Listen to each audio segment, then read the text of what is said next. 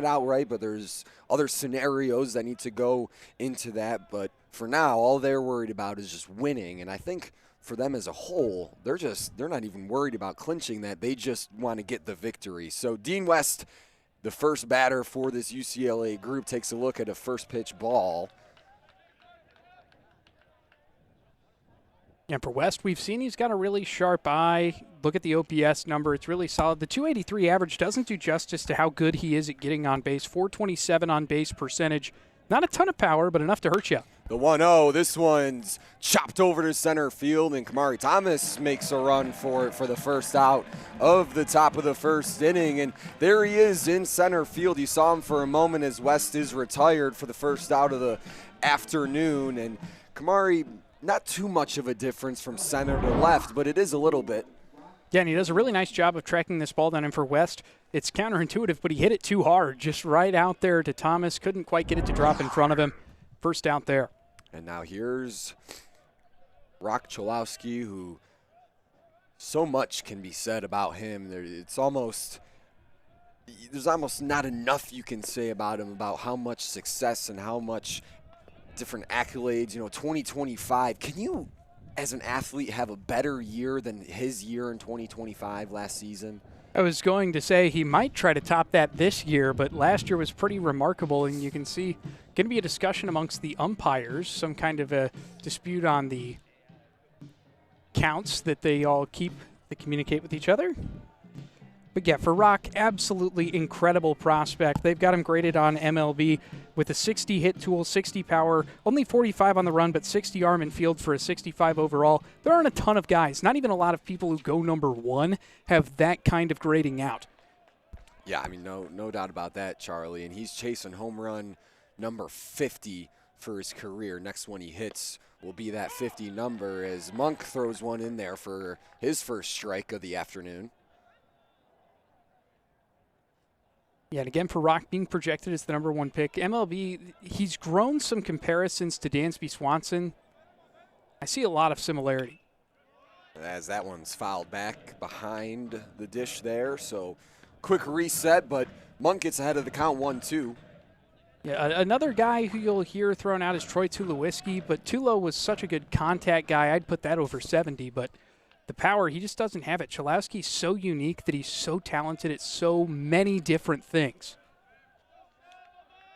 So the 1-2 awaiting delivery. Here it is. That one just a bit high, and a nice grab behind the dish that time for Noah Bright. Yeah, second straight day catching for Bright. He's done a nice job. Monk has been pitching with a different catcher as of late, so it's good to see him trying to get some chemistry together early on. So count at 2-2. Here it is. This one's chopped over to short, settling under it. There is Murphy, and he makes the throw over. Nice play between Murphy and Seymour there at short and first, and Cholowski first at bat. Ground ball out to short. Well, and you got to sort of pat yourself on the back because he got a hit in his first at bat yesterday. He got a hit in his first three, so being able to take care of that shift works just as it should. Dayton Murphy, he's got a nice glove of his own over there at short, showing it off. Oh, yeah, no doubt about that. And it's 2 up, 2 down for Michigan State so far on defense.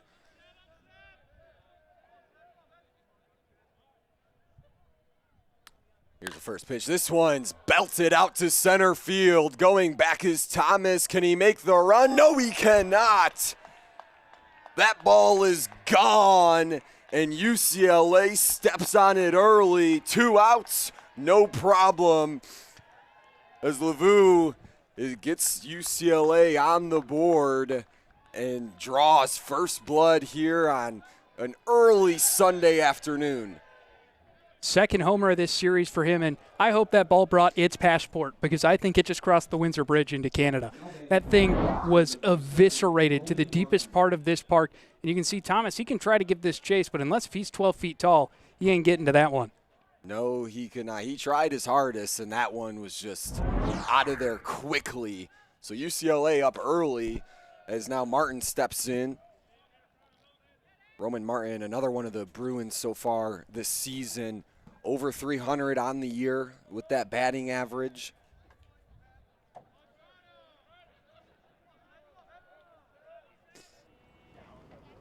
The The 1-0. This one also popped up high.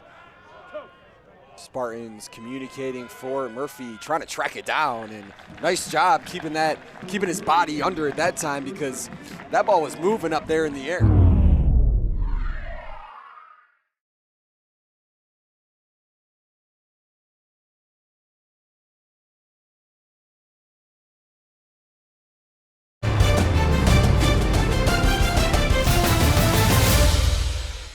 Due to time constraints, we now move ahead in the action. Williams over at first. William goes as this one's chopped over to first, but Williams stays over at second. So MSU's able to advance the base runner that time, but at the same time losing out as well.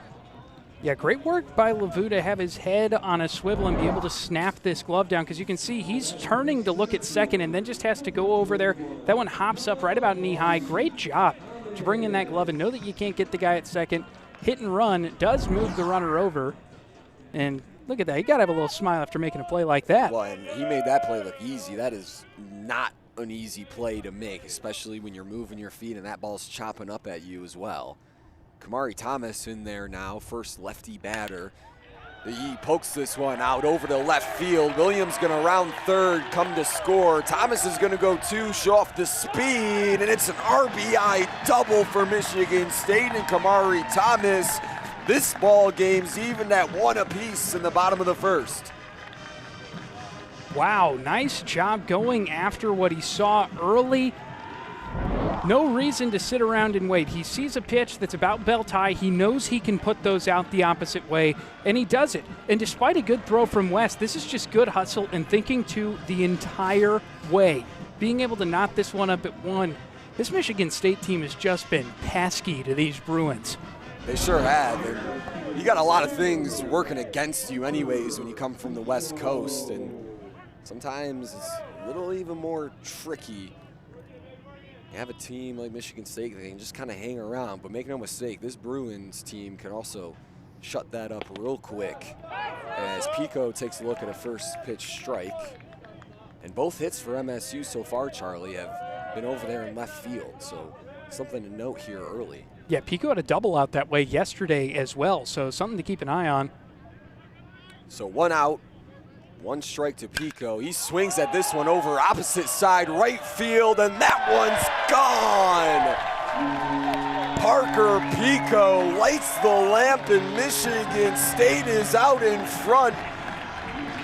Just like that, 3-1. It's a two-run home run, and the vibes are immaculate in McLean. You want some Pico with that Oppo Taco? Come on. Right-handed hitter putting that one out into the red cedar. Just eviscerates fastballs. That's the reputation, and he lives up to it. This one's up and away, and it is no problem for him. No problem, and on a straight beeline to right field as well. As a quick conversation has to be had at the mound. I say quick for a reason, because they weren't up there too long. Just get stumps settled, maybe change a couple things, or just get the mindset right, couple adjustments as well. Yeah, and something interesting, that is the first home run this weekend for Michigan State. They have, this UCLA pitching staff have done a great job of keeping the ball inside the park, but now the big problem for a pitcher is, okay, everyone gives up a home run, but how are you going to respond to that? Yeah, and with one out as well, brings up CJ Deckinger, and you hear the fans as well at McLean happy about the first home run of the weekend series for MSU, as Deckinger takes a look at first pitch strike. Something that Stump has been able to do nicely here for these first few batters for Michigan State, just hasn't been able to get the outs. Here's the 0-1 as Deckinger fouls that one back behind. Really nice job jamming him there. He was sequencing up that fastball coming in near the hands at 96. And for Deckinger, he just made a decision to swing a little too early there. I don't think he realized how close that one was going to get to him. Here's the 0-2 for Stump, looking to get back on track, and that one's just a bit high. When you're down 0-2 in the count, your zone feels a lot bigger than it is, so it becomes difficult to take those pitches that are close. And for Deckinger, a young guy, some great patience. The 1-2. Stump looking for that first K, and he gets it right there, answering after the home run. And that's how you do it, Charlie. You said every pitcher is going to give up a home run every once in a while, but it's how you respond and how you like that there. Yeah, that is just some brilliant sequencing, and he gets him to climb the ladder. This pitch is out of the zone. You can see it's up even with Michigan instead of State, and just a high one up above the catcher's mask, able to get him to chase it at 96. Good job just getting everything into that one.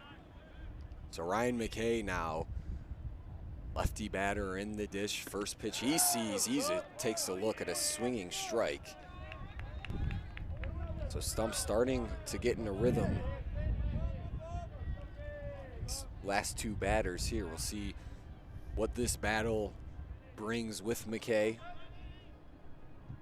The 0-1, another swinging strike for McKay. Yeah, and if I may point something out, he's got that shin guard way up on his leg. He got hit just below the knee on Friday, and it rattled him a little bit.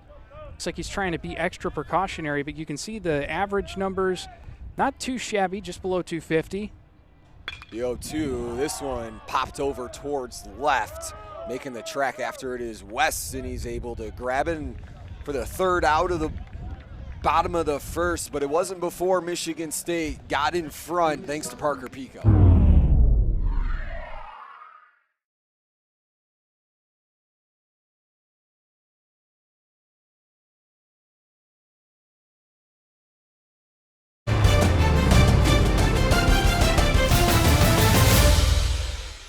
Due to time constraints, we now move ahead in the action. This season, you want to limit those errors as much as possible, especially on the defensive end. As this one's chopped over towards second, McKay settles under it, goes to first.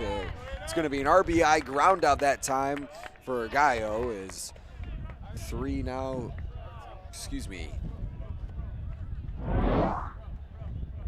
RBI ground out that time as Bruins get back in track. Yeah, 4-1 is what it's going to be here with that ground out.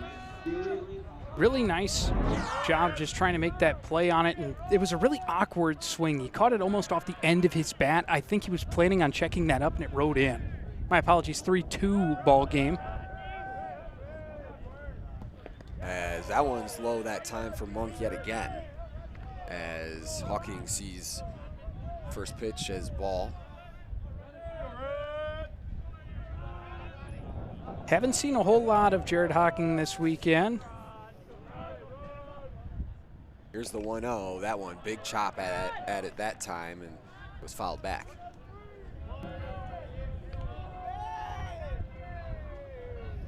Again, for Hawking, a senior outfielder from Anaheim Hills, this is a team that does a really good job recruiting at home. Getting a lot of guys from Southern California coming to UCLA. I mean, how could you not want to? That one in there for strike two. Really nice job giving a challenge pitch on the outside of the zone. It's one that you just got to figure out if you should take it, if you shouldn't, and it helps you get ahead in the count. And Monk, he's seen a couple of those different calls for home plate umpire Nate Thompson. Challenging the zone today for sure, as Monk, the 1-2, this one fouled back. Yeah, the wind is whipping here today.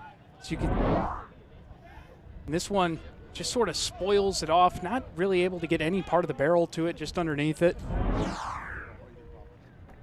Yeah, you see the wind there on screen, just flag blowing. It's, again, first Sunday of May, but it sure doesn't feel like that. Here's the 1-2, that one outside. I had to get this sweater out of retirement.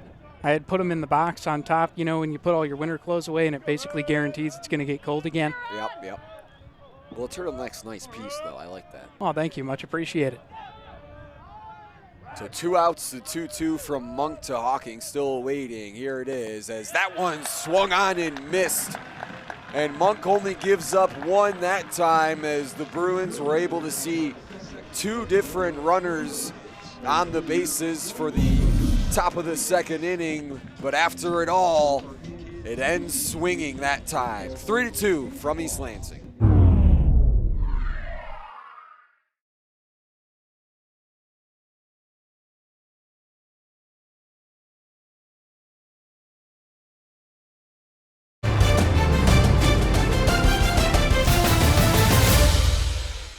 Due to time constraints, we now move ahead in the action. Screen. The 1-2 to Williams.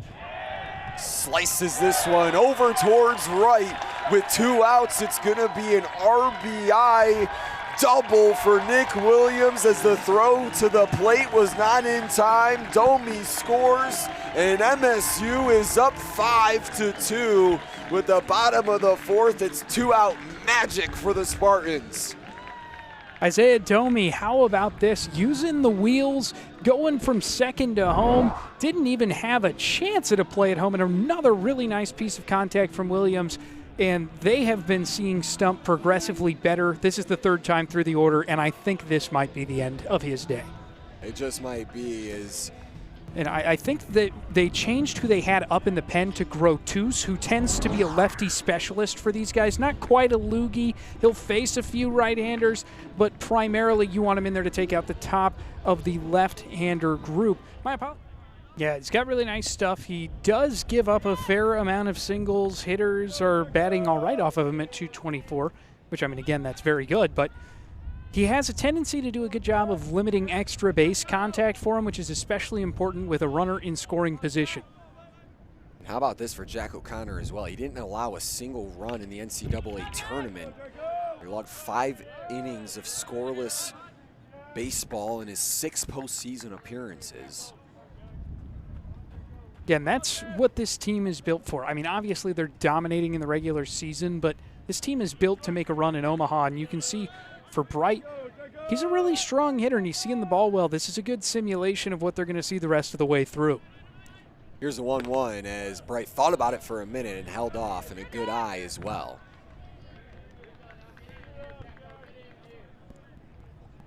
Michigan State's really been getting it done with runners in scoring position. 4 for 7. You're getting more hits than outs with runners in scoring position. That is remarkable. Here's the 1-2 as this one's belted over to center field. It's going to be a 2-out magic continue for Michigan State as the Spartans just continue to make things work with 2 outs as Bright's able to get an RBI single to his name for this one. But this is a guy that has a lot of good stuff to him as well.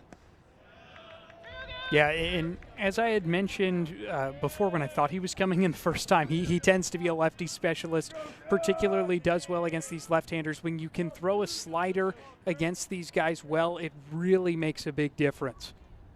It sure does. Thomas saw a first pitch ball as Grotus checks on Bright over at first.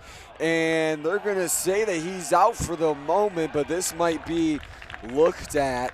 It's a balk. They're going to call this a balk. So we're definitely going to want a review on this. What we're going to be looking for, there are a few things we look for in a balk. First, we have coming set. Then we have a motion home. For a left-hander, it's very easy to get that pickoff move to first because you can go up and then out. Going up with your knee is not the motion. If that foot, if that leg makes any kind of motion home, then we have a balk. And what we see right here is the call on the field is that this is a balk. And I don't think we're going to have any kind of, unless if they have more of a discussion about a potential review. And I think Coach Savage wants to talk to the second base umpire who's traditionally charged with this in conversation with our corner umpires. So we go knee up. I think that foot goes towards home. I think that is just as much of a balk as you're going to see from the #1 team in the country, because again, that foot comes down facing forward. You're fine coming down, but you need to go towards first base. Yeah, I think that was the argument that time from head coach Savage, was that maybe it was more of the vertical step, but you saw in the replay there, or excuse me, the horizontal step, but you saw the replay there. That sure did look like he was going towards home plate. Right, because it doesn't matter if it's also towards first base. If you're moving forward and you make that motion, that's going to be a balk. And that's a great call in that moment. It was a great pickoff attempt, but again, got to make sure that you stay sharp on that. And good stuff, Charlie. You were all over that as soon as that play came in. So balk is the call as Bright's over there at second. Thomas is absolutely marvelous with runners in scoring position and with 2 outs this season. Yeah, 400 with 2 outs, 452 with runners in scoring position. This one chopped over towards first, and making the routine play that time was Li Vu. So that's going to do it for the 4th inning of action.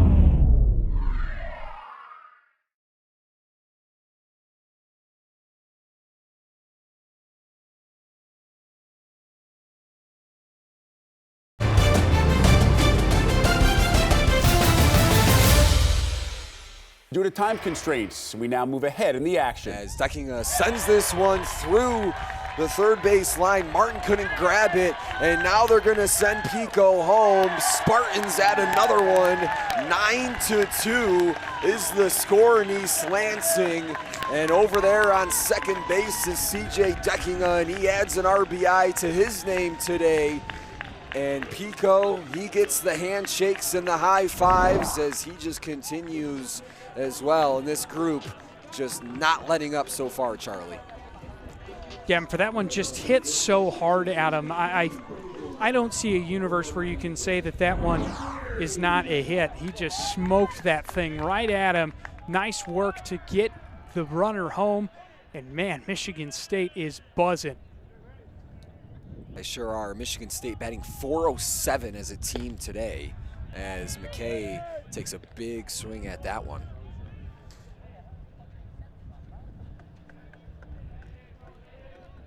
McKay really got it done his last time up, even when they kept him in with that lefty-lefty matchup. He sure did. And here he is yet again, the 0-1, as he sends this one right back towards Lee, turns over towards third, and he's out of there over at third. Deckinga tried to turn around the tag, but he couldn't fully stay on the base. So this is not a base issue because we don't have the force, and I don't think the tag is on him after he slides over. I think this is a question of if he got to him early there on that forearm. And I think they're just going to concede that that probably happened. It's not worth risking the challenge for MSU. Not a whole lot of discussion. And to me, that does look like we probably see contact earlier there. It looked pretty in time for that play over there at third. So now Randy Seymour steps in. Great heads-up play on the mound, though, to be able to get that ball over there from Lee.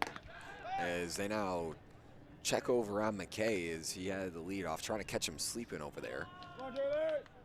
Yeah, with the runners on base and the big shift, you can get a more generous lead at first, and when you do that back pick, sometimes it keeps him honest.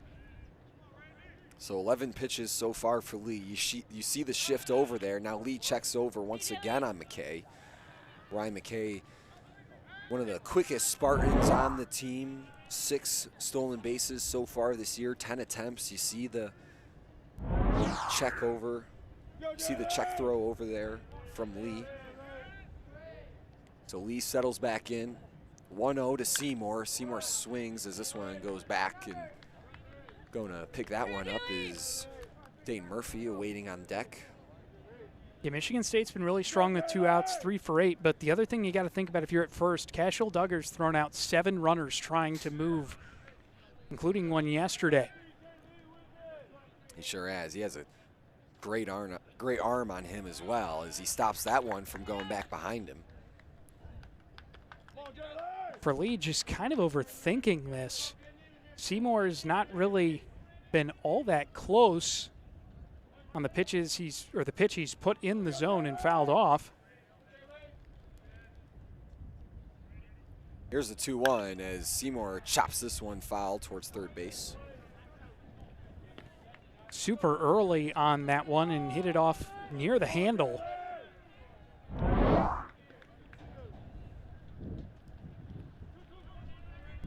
Yeah, only came in at 90 miles an hour, which I know that's a pretty large number, but compared to the other stuff. No question. Count even at 2s apiece. Seymour chops this one over towards third yet again. This one foul as well. Well, one thing we've seen for sure is that Roman Martin's got to be ready over there at third, because every pitch fouled off has been down this third base line, and it does definitely hop to the left of third base there. The breeze has really picked up, though. It sure has, and you can see it there on screen.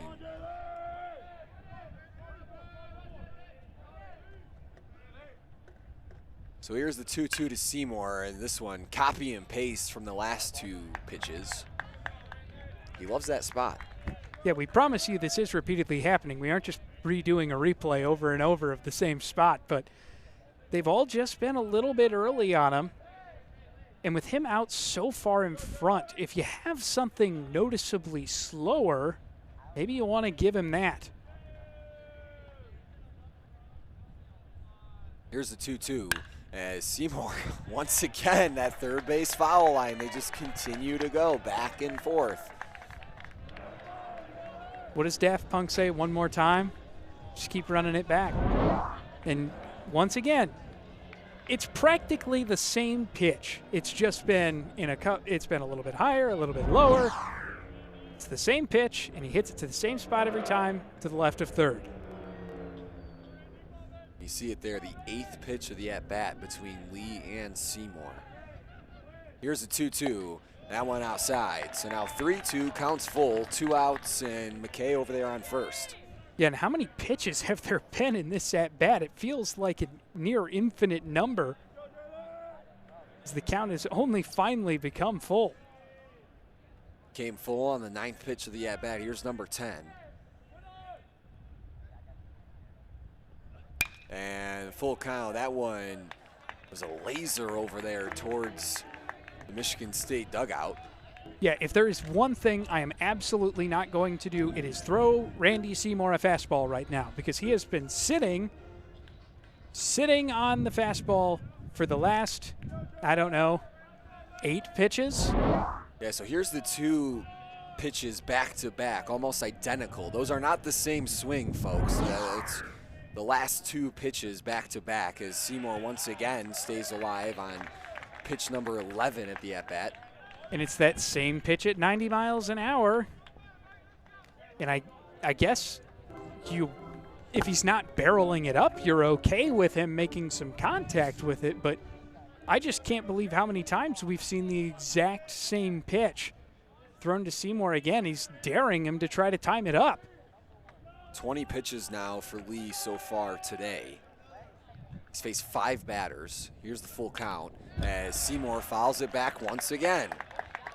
Just rinse and repeat. Let's just keep going. Let's get to 20. Why not? Why? And Randy Seymour, I personally really feel for poor Ryan McKay over there at first base, because he's run a marathon back and forth because it's 3-2, 2 outs. He's on the move.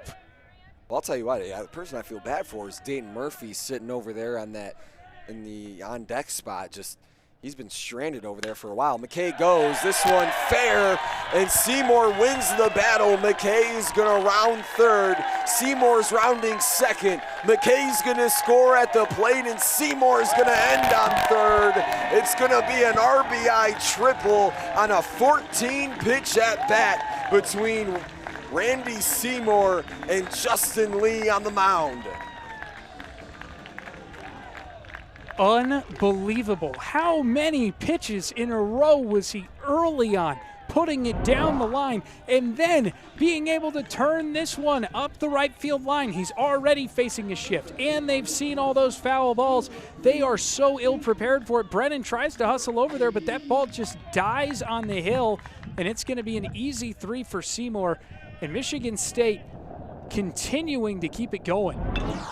And Dayton Murphy fouls this one towards the Bruins bullpen. 10-2, Michigan State batting 400 even as a team. 444 with runners in scoring position. Or excuse me, with runners on. 357 with runners in scoring position. And perhaps the thing that's most surprising about this is this UCLA team is one of, if not the best pitching staffs in the entire country. Coming in, we're top 2 in ERA. Had sort of been flirting with going up to number 1, but this is just shocking. Dane Murphy sees the look at a ball there, so 2-1's the count.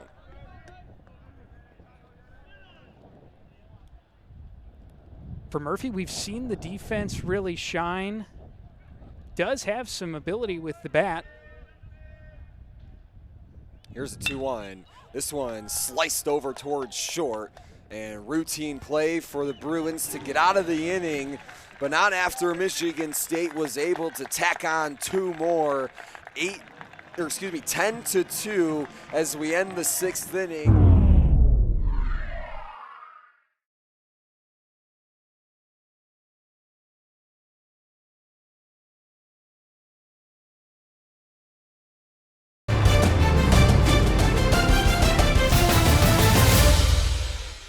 Due to time constraints, we now move ahead in the action. So the count at 3-1 from Szczepanski to Chalowski. Here it is, and that one outside. It's going to be a walk on the bases loaded, so UCLA will get one back. Run differential now at 7. Yeah, and this is just a difficult situation, and for MSU, you need to get a couple of arms in the pen and get them turbo hustling to be ready to come out here because the location is just not there. It's just not. This is a breaking ball that isn't particularly close for a guy with the eye that he has. It's down at the shins. It's just easy to lay off of, and now UCLA can't get it back with one swing, but they're making it a little bit closer. So Lavu steps in there, and Szczepanski deals that one outside as well. Yeah, and Lavu, 2 homers this weekend as well. As you can see, Nolan Higgins getting loose. He's been solid for this group, but I think they were hoping to call his name later. Not quite in the bottom of the 7th. Yeah, you were hoping to bring, I think, Higgins in as your closer there, as this one by Lavu caught up by Seymour. They try to turn 2, but won't do it in time. The Bruins will tack on another one. So 10-4 now as they stay with the runners on the corners. Yeah, and this is a difficult situation that Seymour found himself in. I respect the effort that he tried to do. He knew he wasn't going to get him at home. Tried to get a tag on Rock going between first and second, and he missed the tag and then just opted to throw down to second. So it's now runners on the corners, and this is the second visit of the inning for MSU, so this will be the end of Szczepanski's day. Yeah, and the big thing for him, he's given up 40 hits, only 12 of them for extra bases, and that's the key factor here. When you've got these runners on the corners, you do not want to give up a big one. So Martin awaits the first pitch. 1 out so far. Good piece there, but straight up as Seymour comes from first to make the second out. So for Higgins, he steps in, sees one batter, throws one pitch, and it's the second out of the top of the 7th. Yeah, and great effort to have 3 different players hustling in to try and make this play. You can see just underneath of it from Martin. It's a home run in an elevator shaft, but it's the second out here. Sure is, as Higgins refocuses, steps back in. As Peyton Brennan, the lefty, first lefty for Higgins that he sees. First pitch towards him is a swinging strike. And you see Brennan there, 1 for 2 so far today. He had that single in the 4th, but ever since then, I mean, he's one of the Bruins that contributed to the team total of 5 hits so far today. Here's the 0-1 as this one's fouled back into the netting. So now 0-2, Higgins gets out in front. Yeah, and again, when you're looking at a guy with this kind of ability, he's a very talented hitter, but everyone struggles 0-2 because you have to expand out that zone. You don't want to go down looking. And they had that there at 100 miles per hour as that last pitch thrown by Higgins.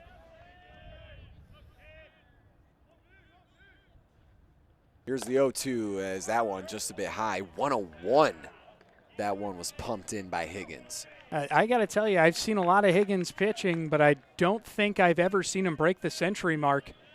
And he did it right there. So big time arm for him. You can see UCLA really struggling with runners in scoring position to hit. They've walked their way into a lot of their success this inning.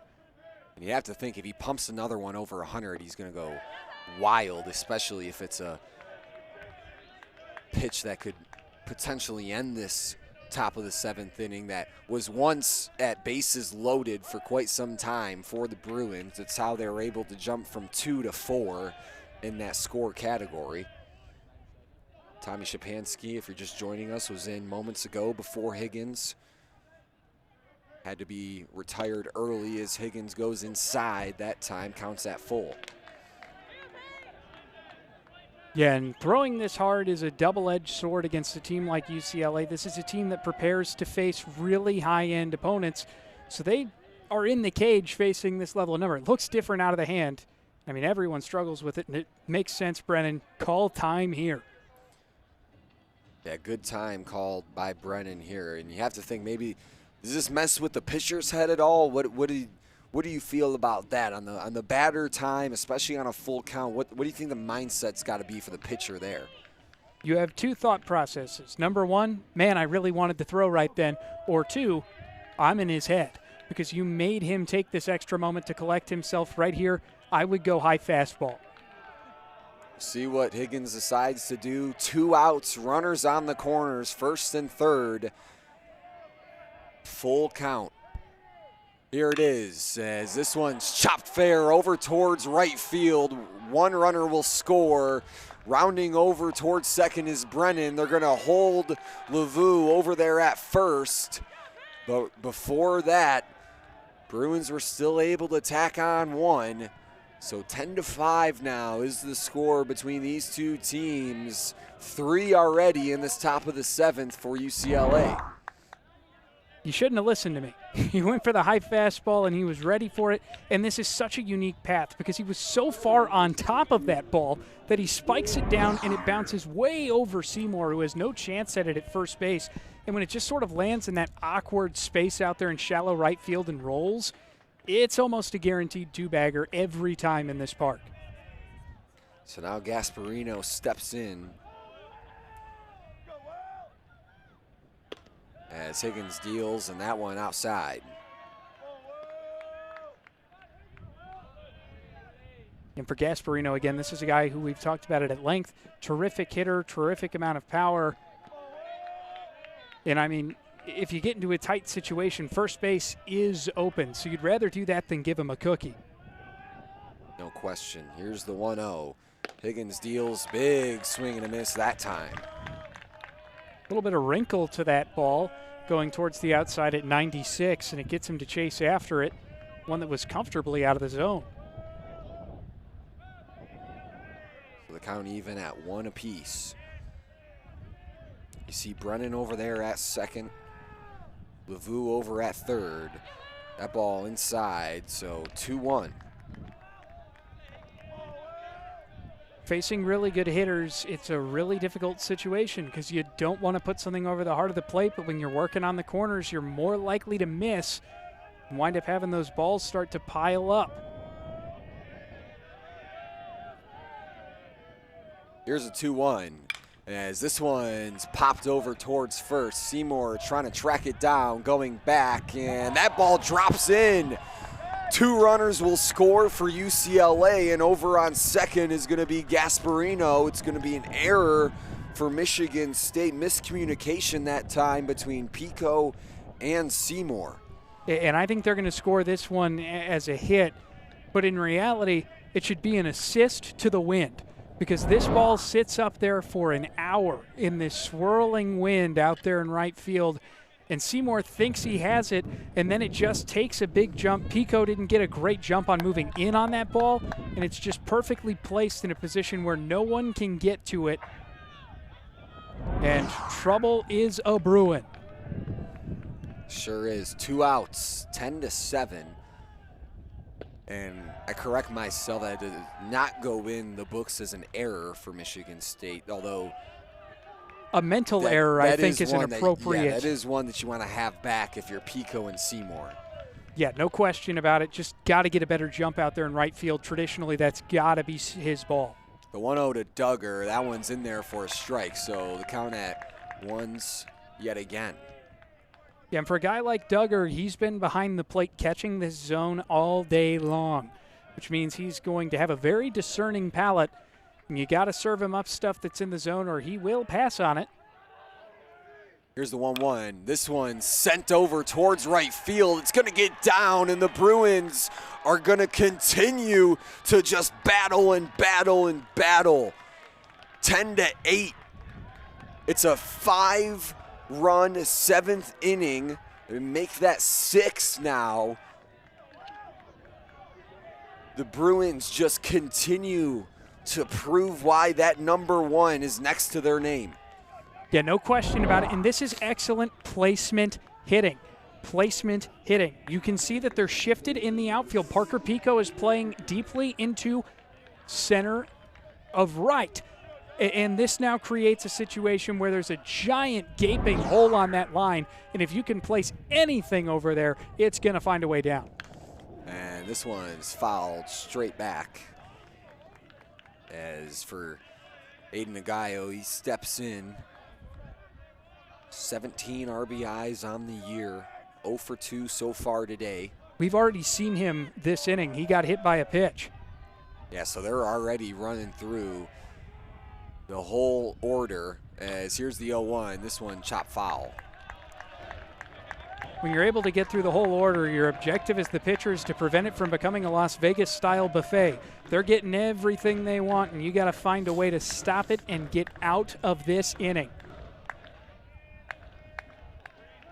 And if you thought that Friday and Saturday didn't bring enough offense for you or for your liking, well, it's just because you didn't tune in on Sunday. This has brought everything that you would want as Nagayo sends this high in the air over towards Seymour, tracks it down and makes the catch. So Michigan State, they get out of the inning, but at what cost?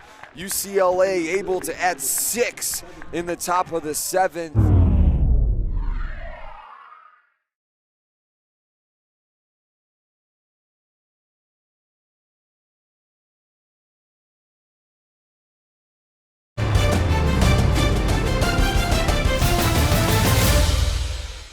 Due to time constraints, we now move ahead in the action. Here's the 2-1. This one sent over towards that bullpen yet again, and just drifting and landing dead center in it. If anything, it's given him more reinforcements to get loose over there, give him a new baseball. But Cholowski just well underneath this pitch. He thought it was going to drop, and it did not. That's kind of been the theme today. Timing's been a little bit off for him. Here's a 2-2. As that one, Higgins frustrated, fans frustrated. You can see the reactions in the background. Cholowski might need to wipe some sweat from his brow because that might have been a lucky break. That was a really nice looking pitch, but if it missed, it barely missed. Here's the 3-2. This one sliced over towards short. Murphy making the throw, and Seymour can't hang on. That one went past him. Cholowski's going to cruise over towards second. West already crossed the plate, so it's back to 2 now. 11-9 is the score. What a flurry of emotions for this Michigan State team. You think you get that strikeout on a nice located pitch, and then you give them one belt high that it looks like you're going to be able to turn a nice play. This throw is just not where it needs to be. Seymour tries to reach out and grab it, but just not able to get it on the stretch. And it's going to give up second base as well. Good eye from Cholowski to know that he needs to head down to 2. Yeah, no doubt about that. And Cholowski as well on the bases, doesn't steal much, but one stolen base on the one attempt so far this season.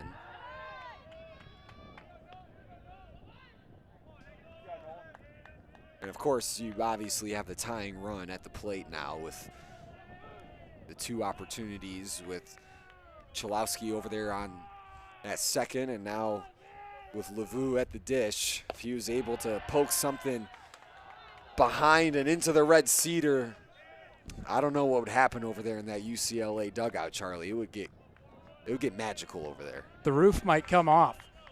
He's already hit 2. As it should for those guys. If they can claw this thing back, you deserve to let the away fans know it. As that one for Higgins outside yet again, and fans here for Michigan State starting to get frustrated with some of these outside calls. Here's the 3-0. That one in there for a strike as Higgins tries to climb his way out of the hole. Yeah, and one of the tough things for Higgins is you don't really want to give Lavu something inside because he's hit those a long way in the past. But that outside part of the zone, they're just not giving it to you. The 3-1, that one outside. So now you have the go-ahead run coming up inside the batter's box, and you got the tying runs on the bases as Martin steps in. Yeah, and that's an easy pitch to take. It misses the zone. Now there is one positive for this Michigan State group in Higgins, and it is that the double play opportunity has represented itself. You have one out, now runners at first and second, but Martin, he's a fast guy. You're going to need to turn it quick. First pitch towards Martin, that one goes low. And one of the key parts of that is going to be getting him, throwing him something that's going to be a strike. That's been a bit of a struggle for Higgins, and we've seen Martin have that triple earlier. Yeah, and he was able to cruise into that triple due to it going all the way back towards the warning track, as that one's fouled straight down. Yeah, some slight contact with that front foot, but no real worries there for him. Shakes it off all good. So Chalowski over there at second, excuse me. You see him at the bottom of your screen there, middle frame.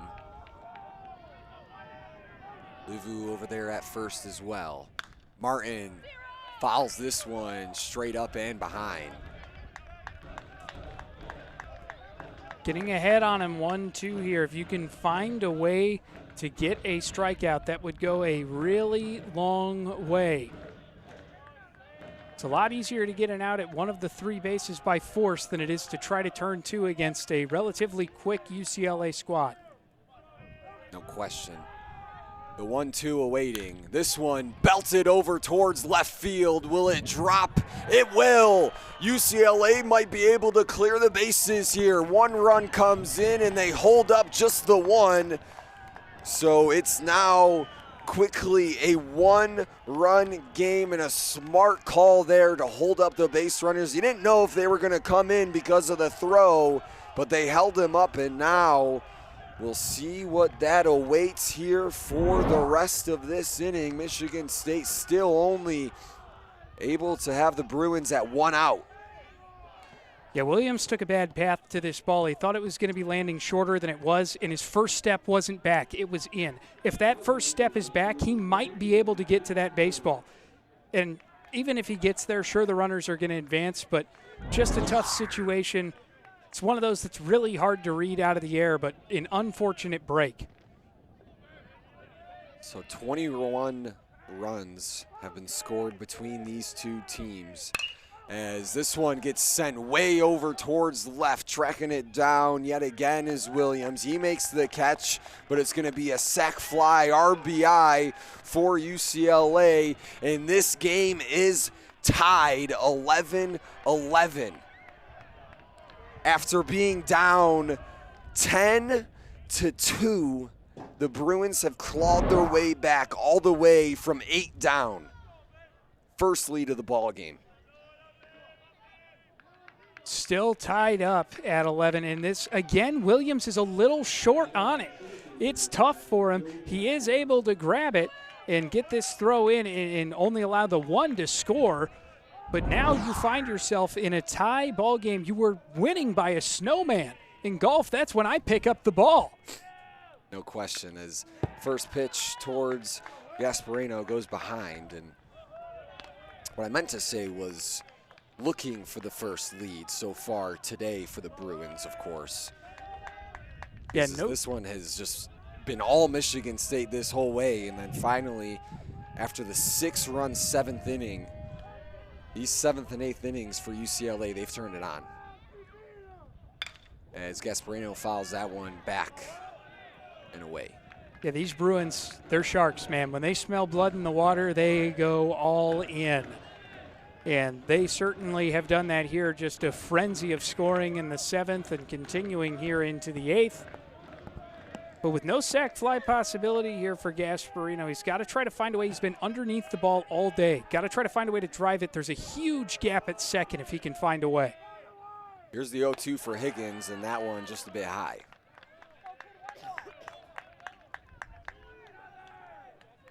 There have been 8 free passes given out, 6 by walk, 2 by hit by pitch for this Michigan State squad. And I mean, that's really what's going to torment you, not the 10 hits. No question.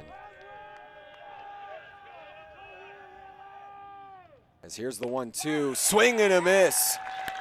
It stays locked up at 11-11 as Higgins is able to get out of there with his second strikeout and end the bleeding. But UCLA, just everything working well. Gasparino can't get a piece of that one. Higgins, second strikeout. We move on, all tied up, 11-11.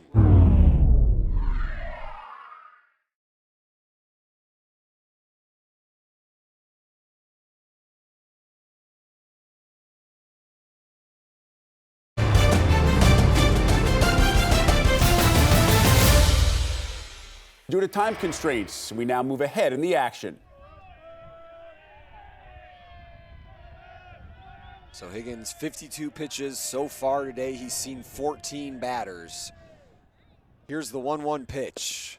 In there for a strike, right down Main Street that time for Higgins. Nice location, but now with 2 strikes, you're going to see Espinoza do what he does well. He's going to shorten up, choke up on the bat a little bit, and try to keep this thing in play. But what you're not going to see him do is try to hit into a double play. So here's the 1-2 count. Check swing, go over towards third, and they said he did go. So Higgins was able to get credited with now his 3rd strikeout of the afternoon. You take a look at the replay there, that bat across the plate. So now 2 outs for MSU, and Higgins just has 1 more out. And we will see what happens if this thing gets pushed to extras. But of course, MSU would have an opportunity on the bats. I couldn't imagine what these pitching staffs would do if this went into extra innings, Charlie. I don't know. It's going to be running thin for both teams before much longer. As first pitch towards West, just outside.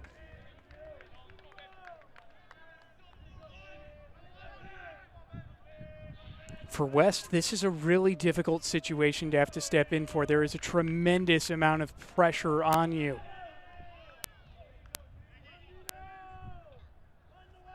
So here's the 1-0. That one just inside yet again. So now West up ahead on the count, 2-0.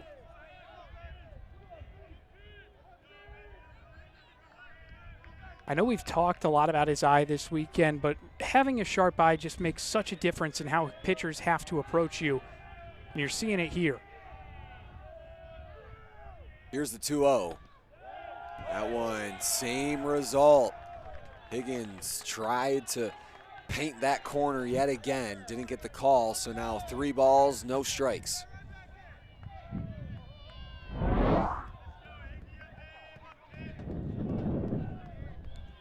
And you can see he really wanted it, but he does a nice job of holding off. He knows it's not in the zone.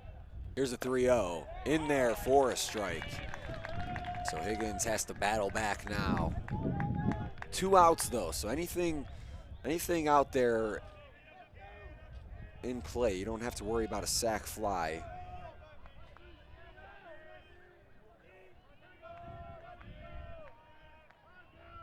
Here's the 3-1. And that one outside, so ball 4 as West will head over now towards first base. This is a dangerous situation. We know that this is a really nice take on the outside. No matter how much Bright tries to frame that up, it's just not going to find the zone. But now you find yourself in a situation where you have to face Rock Chalowski. Sure, he's 1 for 4 today, but you know what he's capable of. And it feels like we've said it every time he's came up to bat.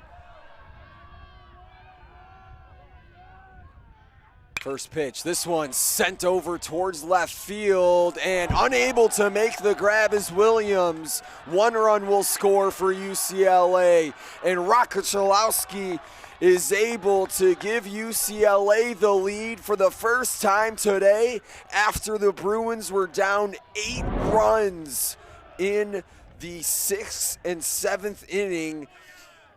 The 7th and 8th inning, they scored 9, and then here now, the Bruins are able to get back in front yet again. And I don't know what Nick Williams was doing there. He waited back on that ball instead of laying out for it, and I know that that's a risk, but there's 2 outs, and the step just wasn't there, and that I can't help but feel somewhat accountable for the error because I'd commented he played errorless defense all year, but the mistake there, a costly one. The 7th, and now 3 in the 8th, and now 1 in the 9th, and potentially more here. First pitch to Lavu is just outside.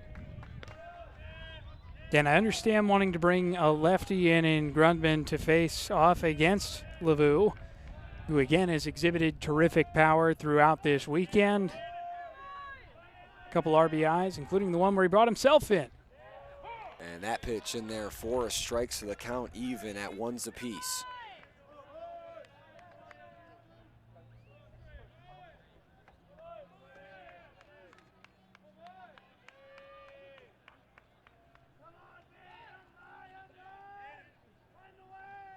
Here's the 1-1 to Lavu, as that one's just outside. Got to find a way to find the zone here if you're Grundman. There is a pretty significant velocity difference, so it could take a second to catch up on the timing, seeing as how that last one came in at 91. Here's a 2-1. This one chopped through the gap, and another run will score for UCLA. They're going to send another runner over towards third, and that's going to be a 2-run deficit now for Michigan State to try to climb out of 13-11. It's an RBI single for Lavu, and they just continue to attack. This ball was put perfectly. And that is the risk you run when you run the shift. If they beat it, it's going to be free, and that's what it is. If you're not in that shift, that's a ball you've at least got a chance at, but the decision does not end up paying off to shift over there. Lavu at first, Chalowski over there at third. Martin in the batter's box takes a look at a first pitch strike.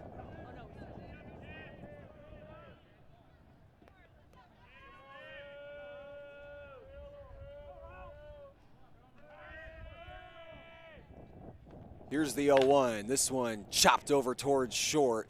Murphy grabs it, makes the play over towards Seymour.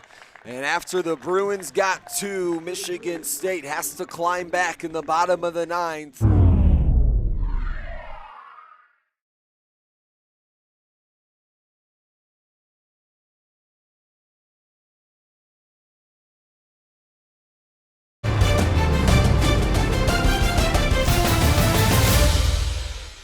Due to time constraints, we now move ahead in the Be able action. to get over here, even with the hesitation, getting that throw off from Aguayo, it's going to be a question.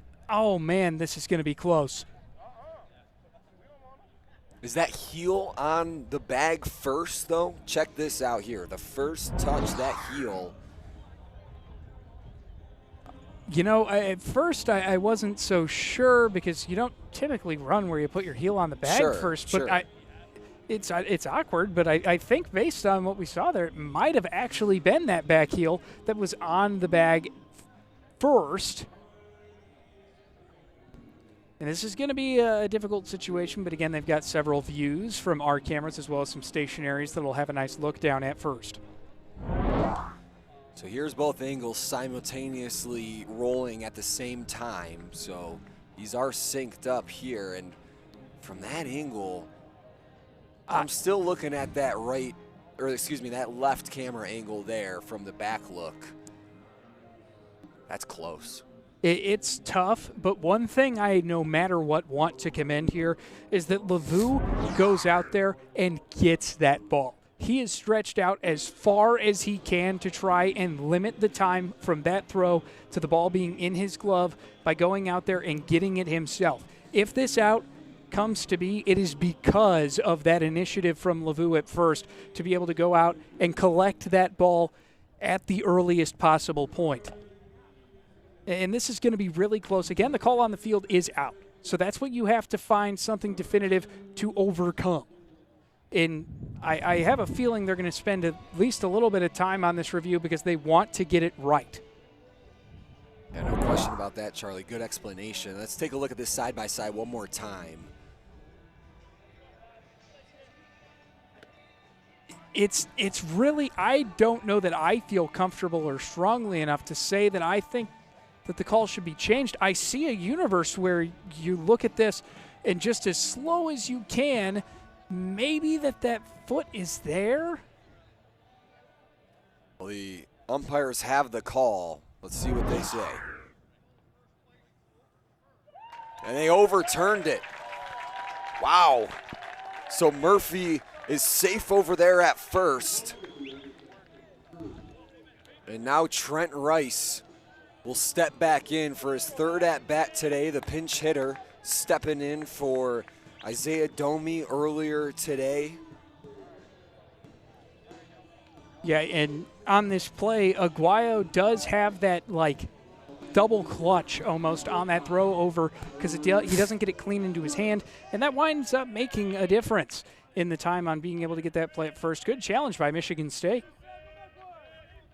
For Rice so far this season, 65 at-bats, 16 hits. Takes a look at a first pitch strike there.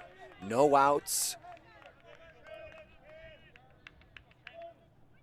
What is nearing a 4-hour game time of baseball between these two teams.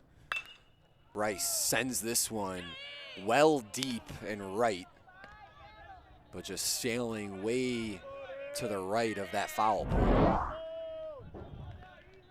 Yeah, he turns on this one a little bit underneath, but I'm surprised he was able to get that much power on it. Looked like he transferred his weight to that front foot.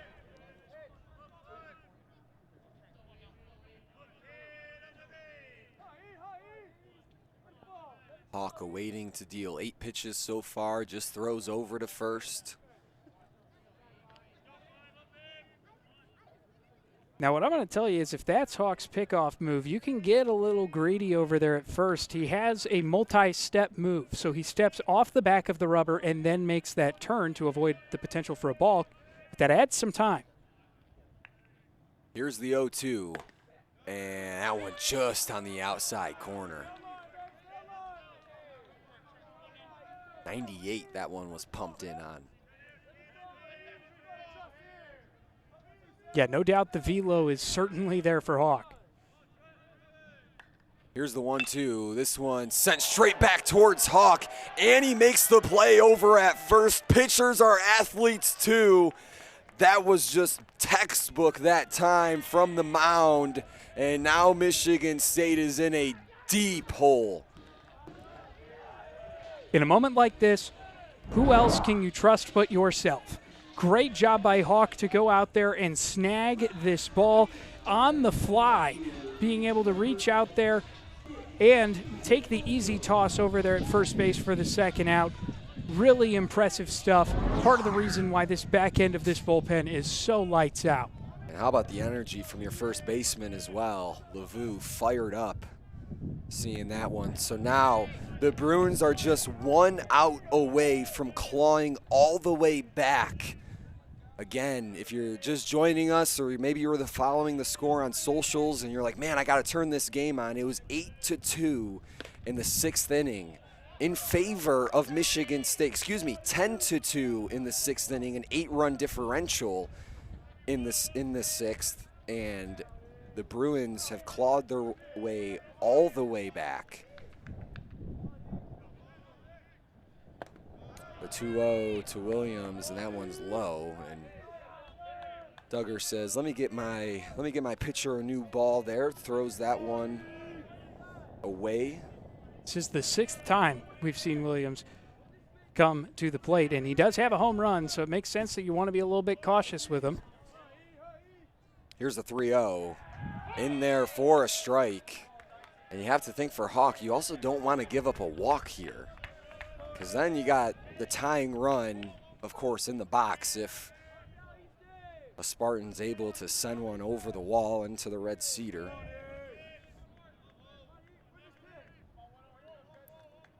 Here's a 3-1. Williams just chops this one foul.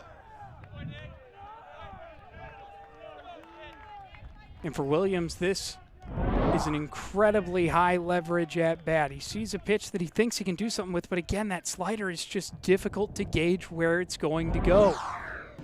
Yeah, and you saw it there, just the contact straight down into the home plate, into the dirt.